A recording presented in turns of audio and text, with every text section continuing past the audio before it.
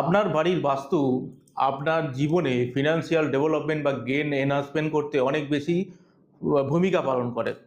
Basically বাস্তুতে তিনটে দিক হয় যেখান থেকে ফিনান্সের কানেক্টিভিটি গ্রো করে বা এনহান্সমেন্ট পায়।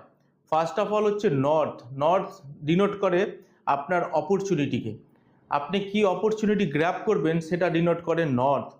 আপনার সাউথ ইস্ট কর্নার যেটা ফায়ার এলিমেন্ট, সেটা আপনার ফিনান্সিয়াল মোবিলিটিকে ডিনোট করে, ফিনান্সিয়াল জায়গাটা কীরকম আপনার ডেভেলপ করবে সেটা ডিনোট করে। আর থার্ড ডিনোট করে হচ্ছে ওয়েস্ট, 270 ডিগ্রি যেটা পড়ে পিওর ওয়েস্ট, সেইখানটা সেটা হচ্ছে আপনার ওয়েলথ, কতটা প্রসপারিটি আপনি জীবনে করতে পারবেন সেটা আপনাকে 270 ডিগ্রির যে জোনটা ওয়েস্ট পিওর সেখান থেকে ডিনোট করে।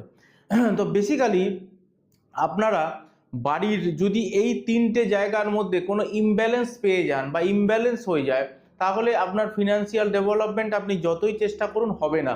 তাই সব সময়ের জন্য বাড়ির নর্থ, বাড়ির সাউথ ইস্ট এবং বাড়ির ওয়েস্ট ব্যালেন্স রাখতে হয়। এবং এইখানে ভুল করেও টয়লেট করা যাবে না।